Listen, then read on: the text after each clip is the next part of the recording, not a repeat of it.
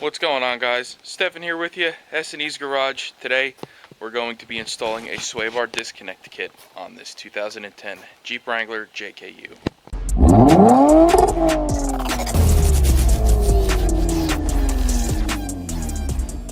Alright guys, so once you install a suspension lift on your Jeep, you really need extended sway bar end links. If you look here, your sway bar should be parallel with the frame. And you'll see here that ours is not. It is actually pointing down towards the bottom of the vehicle, which is not ideal. So we purchased some Rough Country sway bar disconnects here, and we're going to install them. It is part number 1029. And I've already gone ahead and partially assembled these here in the box. So let's just open the box, and I want to show you here. The directions will tell you exactly what length they want you to measure these at. So let me find that really quick. It's been a little while since I ordered these actually, and I'm going to show you exactly how you're supposed to do it. Alright guys, so when you get your sway bar disconnect package here, this ball and socket joint is going to be separate from this rod.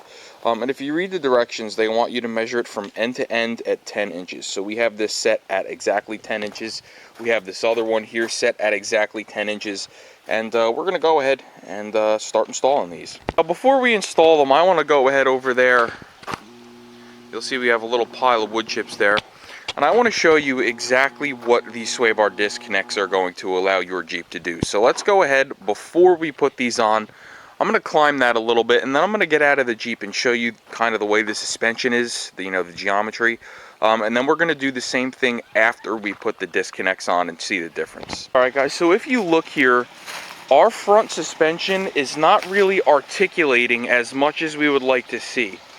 You'll see that, the driver's side here is up into the fender just a little bit, and the passenger side is drooped just a little bit, but it's nothing compared to what the back is doing right now. If you look at the back, this passenger tire is completely tucked, and then we have some nice droop here of the driver tire, and that is because the rear sway bar is a much thinner sway bar than the front.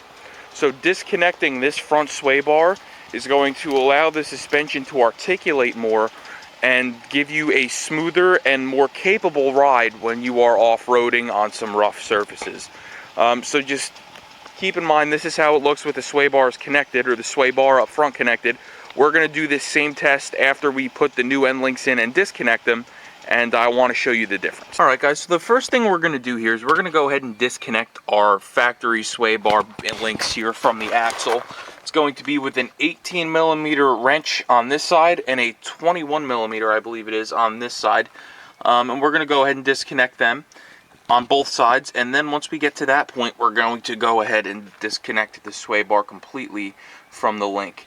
Now this is also a good time to inspect your sway bar bushings. You'll see here that mine are in fact shot, so I am going to go ahead and order them. But at this time, we're just going to go ahead and do the end links, and then we'll tackle that at a later date. Alright guys, so these are both 18mm. So what we're doing here is we're just putting this wrench here. We have our electric ratchet.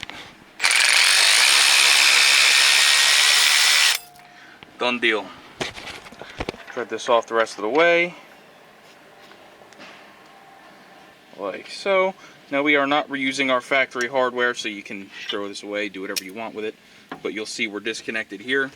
So now we're going to go ahead, cut the wheel the other way, and we're going to do the same thing on this side right there. Deal over here, we got our wrench here. We're going to use our electric impact, or our electric ratchet. And the wrench slipped off, but you get the idea. Alright guys, our next step here is to remove the end link from the sway bar. So we have a 19mm wrench here on the back end of the end link, and then we have an 18mm here on this nut, and we're going to go ahead and remove the end link. We're going to repeat that process here. Again, 19mm and an 18mm. Go ahead and put your ratchet on the nut and break it loose. Once it's loose, we can go ahead, get our electric ratchet,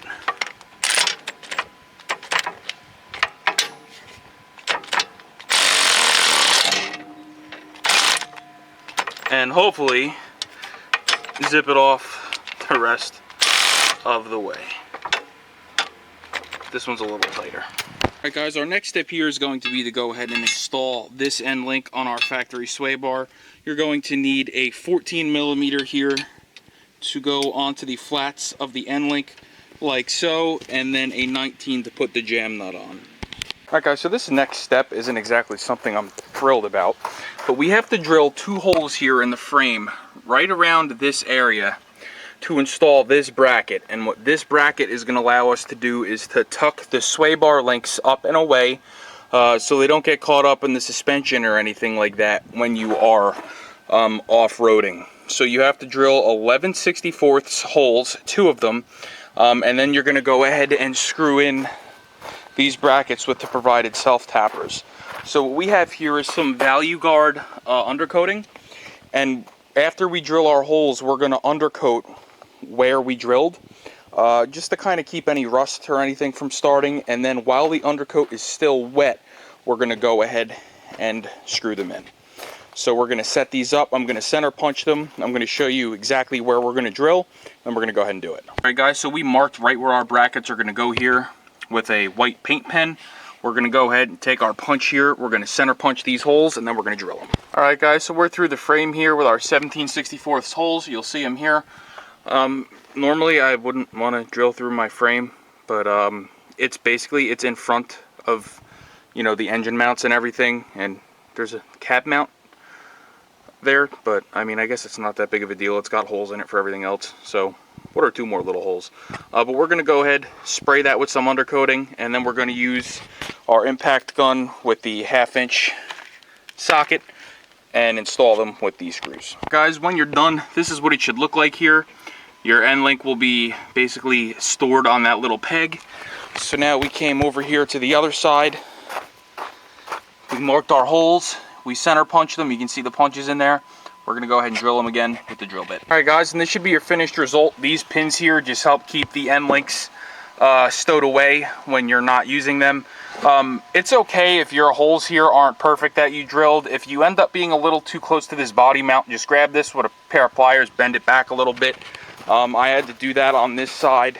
Again, not a huge deal. The sway bar, the end link was almost hitting the body mount, so we just bent it back. But now we're going to go ahead and install these studs that go down here on your axle, right here, so that we can use the end links when we want to, and then when you don't want to use them, you stow them up like that. Okay, so this is how you're going to install these studs for your end links here. You're going to need a screwdriver or a punch or something to go through that hole to hold it in place, and then you're just going to tighten the 19mm nut. All right guys, your last step is going to be to go ahead and tighten this 19mm jam nut here. So we are going to go ahead and do just that. You don't got to kill it, just snug it up. We're going to go ahead and do the same thing to the other side, and then let's disconnect these, stow them, and let's go over to our wood chip pile. All right guys, so we're disconnected right now, and we're going to go ahead and climb up this mound and show you the difference in the front end articulation. Now, one thing that I do want to mention here, if you're going to be flexing your suspension or articulating a lot, doing things like this, and you're lifted, it's definitely a good idea to get extended front brake lines. That way you do not pull, stretch, or rupture a brake line when you are off-roading. But let's just go ahead here and climb up this.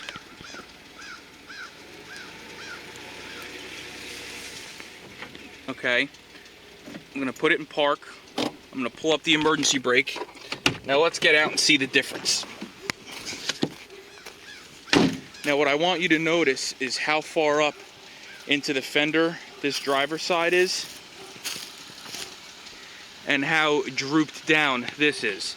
So the suspension is now able to freely articulate, and basically it's going to give you a smoother ride when you're off-road.